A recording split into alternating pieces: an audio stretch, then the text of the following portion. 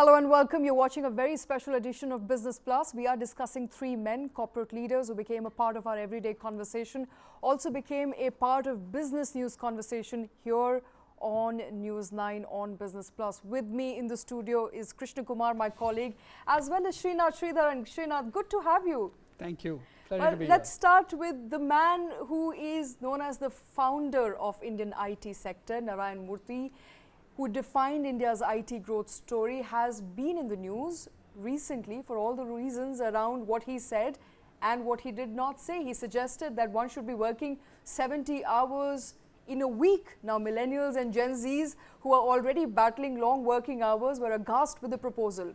Setting aside the idea of work-life balance, India's most revered corporate leader, Murthy, said that he used to work nearly 90 hours a week. Murthy also said that he would be in office at 6:20 in the morning, leave office at about 8:30 p.m., worked 6 days a week while he was setting up his company, and that has not been a waste. Clearly, it has not been a waste. It has made Mr. Murthy who he is. But is 90 hours work week advisable? Is it doable? We're discussing that in this very special edition of Business Plus. I want to begin by asking you, is it advisable at all working 70 to 90 hours work? Medically, probably no. But the reality is, to be fair to Mr. Narayana Murthy, yes, you need to work harder and longer. We have examples of Korea, China, Taiwan, all their success and turnaround stories have been with long, hard hours. But again, to be fair to Mr. Narayana Murthy's critics, I mean, he grew up in a time, he built his business when there were no emails, there were no mobile phones. He had to do everything in those fixed designated landlines, everything in the office. In that area? In that area, in that office.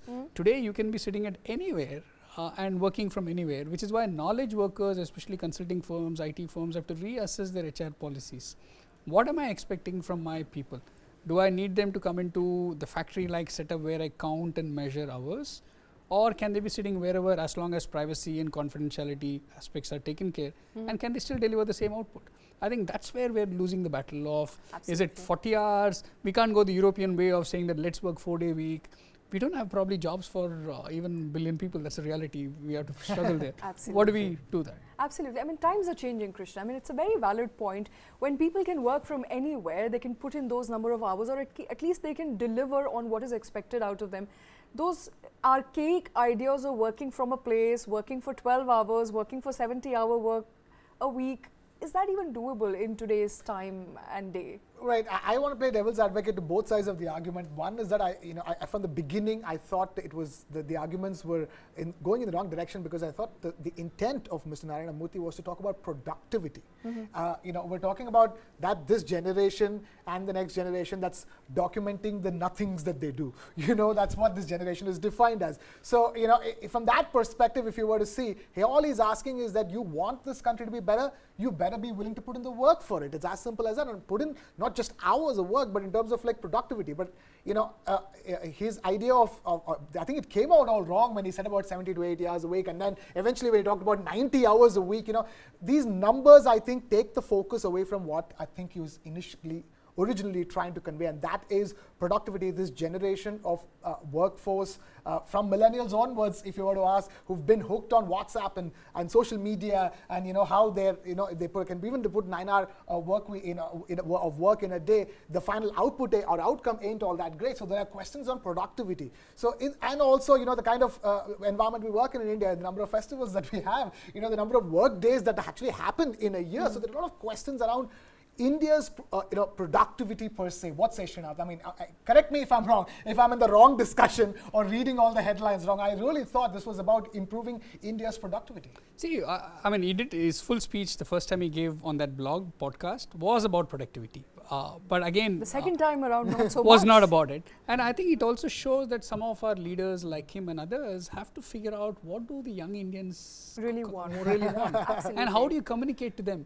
The erstwhile style of being preachy, it actually comes across as let's say, almost an arrogant speech of a billionaire, which probably is not the intent, and that's never been his personality or style. And that makes me do the other end of the spectrum of what we're discussing. Is it a classic case of boomers versus zoomers?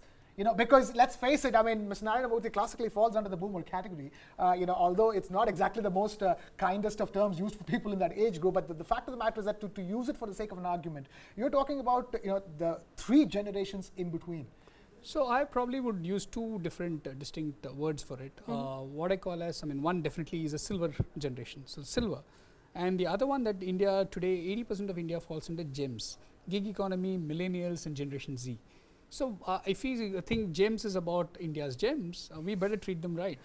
But the silvers also have to get it right. I mean, you can't sound preachy, and young India has proven time and again. And let's go back 30 years. They were also young. The silvers were young, and they built phenomenal enterprises of value and stature.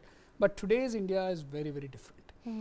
The way they consume content, the way they consume information, even advice, the way they consume advice is very, very different. So you can't expect them to almost sit with you like a Gurukul style and say, okay, because I'm the boss, I'm telling you, listen to me. Absolutely. I think that terms of engagement have gone. But unfortunately, the corporate India still functions with hierarchical terms of engagement, saying, I want to count the number of heads on this floor because I feel comfortable with that practice. What is the output? What is the impact? How do I influence each of them? And which is why you look at every sector, banking, consulting, everything, the knowledge sector, not just the IT or IT years, they still have very high attrition. Absolutely. Somewhere we are not able to understand our youngsters of making them stay with you, which means that are they going for more pay? It's not necessarily true. They're going for probably more learning. They're going for more adventures. When I say adventures, it's not just going to Goa or backpacking. It's also to say, let me do my own startup. Let me do something different. I think that's where, how do we bring all this to conversation? So I thought the boomers getting boomeranged is the problem here. There are 2 sets of arguments that I want to delve deeper on. First is the legality of working around 70, 80, 90 hours a week. It's not legal. So a company literally cannot expect an employee to work beyond 40 to 50 hours, 40 hours being the legal standard. Another is the productivity argument that Krishna delved into. So the understanding legally is that these are the fixed number of hours that you can expect somebody to work for you, but how do you make them more productive? You can't hold them back in a office setup and expect work to be delivered. So the arguments around 3 days work week, 4 days work week, 6 days work week, where do we arrive at sort of a median between all of this? I think the idea has to be about getting things done, not about holding employees back. At least that is what Gen Zs would want. So I think we are looking for the word called dignity. I think how do we bring dignity back to everything? I mean, look at, let's say, entry-level IT job. I mean, it's almost like a menial job today, if I can use the word harsh term, but cyber coolie. I mean, it's no different from that. And you're still not employable anywhere else until you're trained or retrained, you're more productive. So how do we bring dignity to such a role? Why do you expect them? They're no better than a factory worker. Sometimes the factory worker earns more than what they earn, considering what they've paid and spent 4 years or 5 years in engineering college. I think dignity is something that we need to bring back, and we've forgotten that in the long run. 30 years ago, a software engineer was seen as the golden boy. It was almost like a golden visa for success. Today, if you're a software engineer, you look down upon that person as if you didn't get any other job elsewhere. I think it's also a mix of how we bring back our academic rigor. We have lost that plot when it comes to the entire thing. The average salary in IT entry jobs have not changed for the last 15 years, which also means adjusted to inflation, these are probably one of the lowest paying jobs because you didn't get anything else. So that's not what we actually intend or want our industry to aspire to be. So how do we bring that dignity back to the entire conversation? Which means it also goes back to the root cause, our education system. I mean, what are we teaching in software engineering programs or in our engineering programs is still very, very outdated. And here, of course, the industry needs to also step in. With now the NEP that was launched in 2020, while the implementation will happen, how many actually of the industrial folks get back to college saying, now that professor of practice is allowed by law, how many of the senior folks actually go back to college and say, I will teach? Very few. I mean, everybody sings. It's almost like the IPL, right? I miss the ball, I show the finger to the next guy shows. So the CEO shows it to the CXO, to the HOD, to the HR, to the outsourced L&D teams.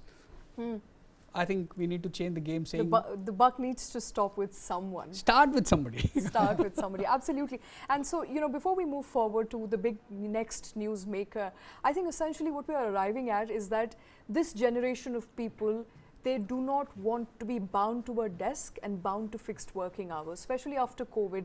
The scenarios have changed dramatically for a lot of young people, and they now have an opportunity to be outside the confines of a physical space and fixed time limit or working hours. In this context and in this scenario, is it now important and prudent for perhaps corporate leaders such as Narayana Murthy, who are veterans, to also bring about some shift? A generational shift is perhaps needed in the mindsets around what is productivity, what should be counted as productivity?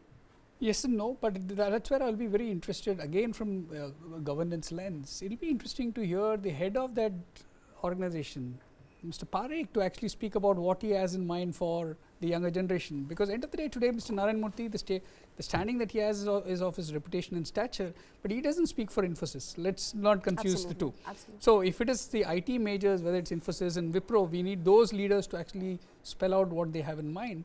And the reality is, what do we expect from those youngsters? Right. I mean, how do we design their KPI, which means that if you have a clear KPI, do they really need to be in office? Can they work from the bus? I mean, I remember a couple of years ago when Bangalore had huge traffic jams, it still does, but they were even thinking of starting the attendance right from the time somebody boarded the bus and you logged in their laptop. So things like these, I mean, if you can be innovative there, you can also be innovative of how do you judge what is performance.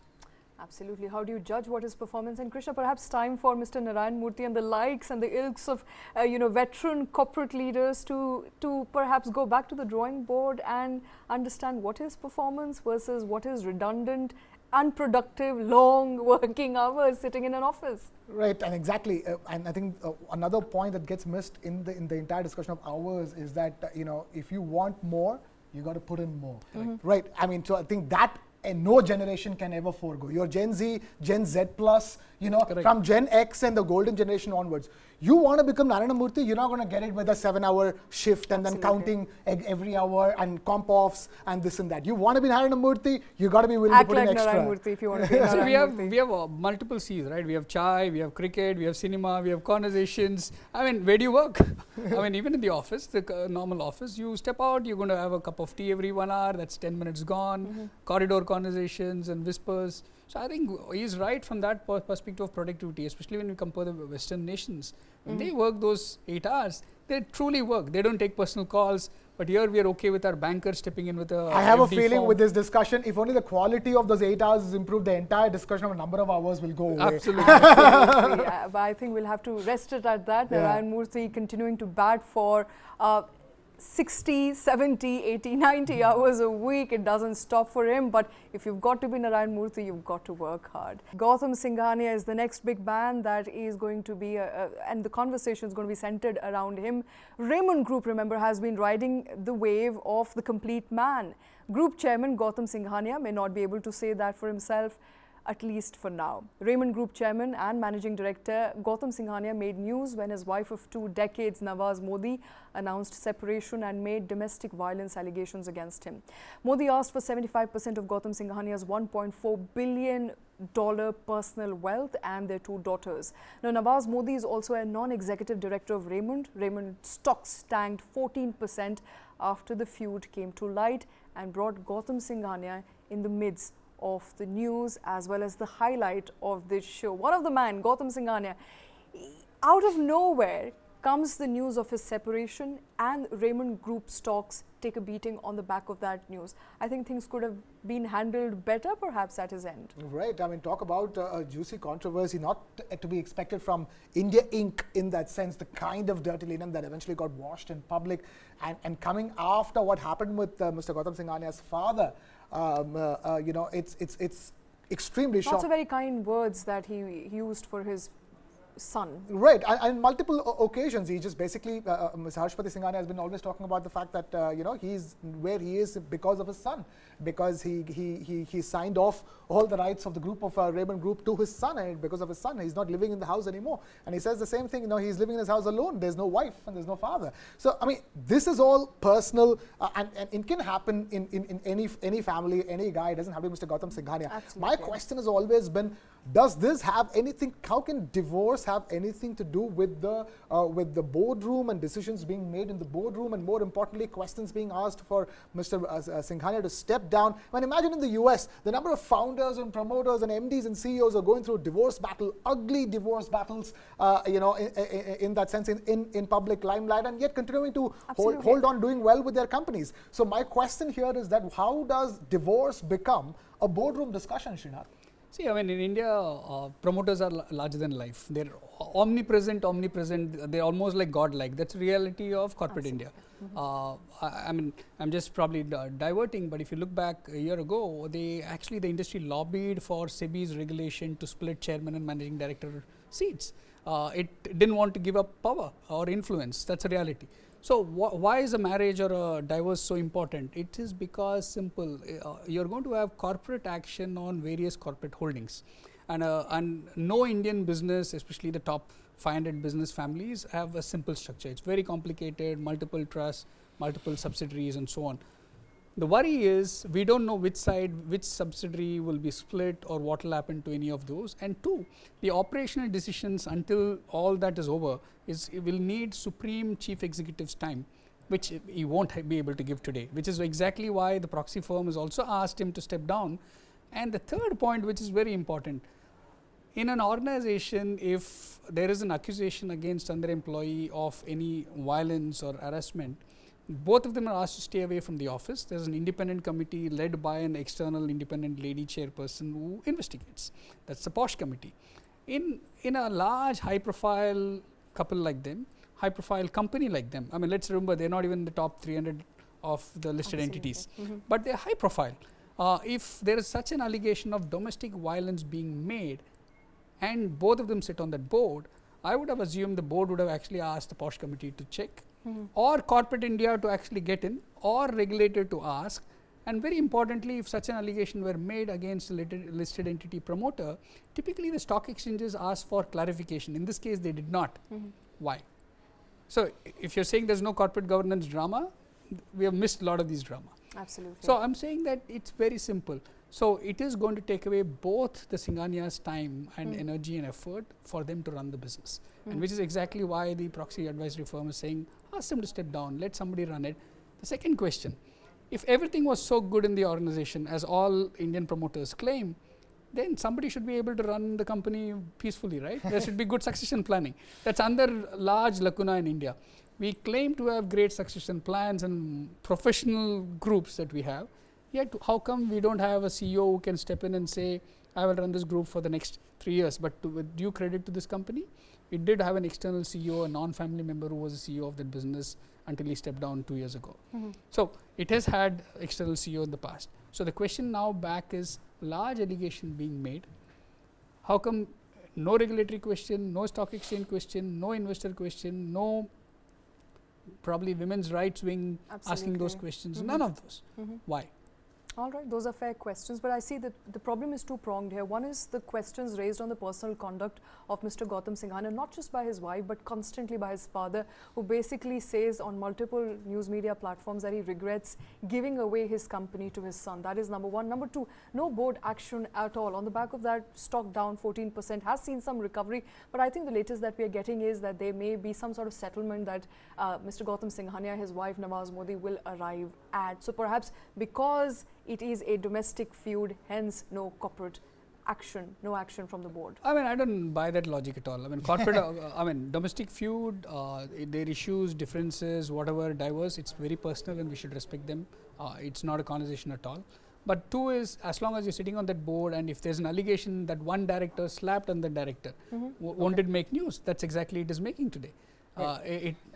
Also, the question is, I'm guessing, is coming from the fact that as long as the company is running fine, and its books make sense, the financial results make sense, and how will something like and this? The conduct, the personal conduct of the chief executive makes all the difference, right? I mean, in the financial markets, you always call it the fit and proper of the ability, the civil behavior, the criminal behavior. I mean, everything put together of a person saying, do you have the moral right to run that entity with integrity and ethics. So in this case, if somebody is accused of personal violence and at that level, you're not talking about a low level, entry level employee accusing somebody of harassment. Here you have two high-profile individuals in their own right, celebrities in their own right, Absolutely. and making that allegation. So how much ever you split the shareholding, it really doesn't take away your conduct.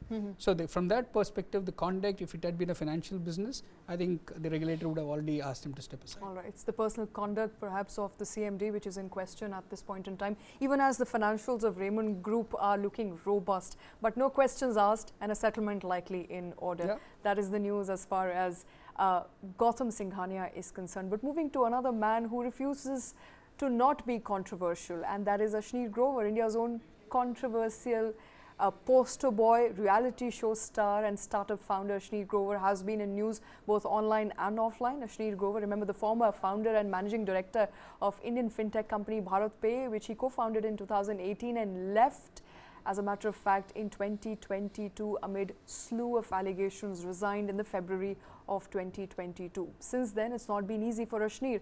Among other things, the Economic Offences Wing of Delhi Police registered a case against Grover and his wife Madhuri Jain Grover for a fraud to the tune of 81 crore rupees just a couple of days ago. The complaint filed by BharatPe alleges that Grover and his family misused companies' fund through forged documents. Now, those are official allegations, but there's a lot of news items, history around conduct of Ashneer Grover. You know, keeping aside the fact that he's written a book called Doglapan, which is again very controversial, as far as his personal conduct is concerned, that makes him the news item of 2023, Krishna, and he continues to be somebody we talk about every other day. The latest allegations are of fraud to the tune of 80 crore rupees. Right, from fraud to so many other things, to corporate governance. You know, I can't, but let's face it, the company is perfectly fine. BharatPe, you know, as a platform, there are so many advantages, so many good things about BharatPe. But again, when you boil it back down to Ashneer Grover and personal conduct of what we're discussing, you know, tell us how much of what he says is true and how far is he off the mark? Absolutely, and especially about BharatPe. He's said a lot about BharatPe, for which he's been penalized as well. Now, court has given him an ultimatum. You pay 2 lakh rupees, you're not supposed to talk about it further from here on. Well, it hasn't stopped him. But, you know, as far as his revelations around BharatPe is concerned, how much, to your knowledge, is it true? Okay, I mean, I think two ways to look at it. One, if you're in corporate India, the kind of what you're, let's say, prone to hear whispers, rumors, gossip, salacious ones, and some pictures, dirty pictures that you will see, you're always part of that, you receive it. Here is the first time that it's coming all over social media.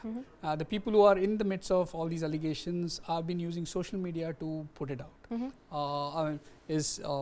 His erstwhile colleague who also replaced him as the CEO, who's also left, have all been doing this. Absolutely. And I think the more important one to bring back here, the personal conduct, especially in financial services space, is something very, very important. You might be rich, you might be broke, you may not have the money to run the company, it doesn't matter. But what is your personal conduct? This is something that falls under RBI's fit and proper. And which is why they had to actually bring in somebody with great stature from outside. The question back is, what were his investors doing all those while? They wanted him because they liked his aggression to build that business for many, many years. And when it reached a stage where he became quickly indispensable or dispensable, they acted. So are you telling me the investors were not sure or did not know any of his shenanigans or his behavior or personality type? And this is playing out multiple times in the Indian startup community. But this is more right? than his personality, you know, come to think of it. The allegations of taking corporate money, companies' money, channeling that for his personal use, corporate fraud. These are some very serious allegations. So and when these allegations were in fact investigated and he was called to the board meeting, he resigned as soon as he got the minutes of the meeting or the agenda of the meeting, that corporate board meeting in February of 2022. So essentially, he wanted to stay away from any sort of, you know, confrontation and questions. Yeah. So again, it was also the time of easy money, right? The investors wanted to deploy. So almost every 3 months, the valuation of the entities would move. It was almost like musical chair that kept on happening. So where was their diligence? What was their audit, internal audit? These guys, I mean, typically investors, when they invest, they actually sit with you. They have board seats, they have board observer seats, weekly MIS. The CFO almost has a shadow CFO looking through their papers and everything. but easy money, right? The Easy VC flow money. was coming in, and when the moment it shut, tap shut in the US and the Fed started increasing rates, the easy money kind of stopped, and then you started Absolutely. asking questions. So it's a message, I think, for both. It's a learning for all of us, not just about the individual leaders. How much of space do you give them?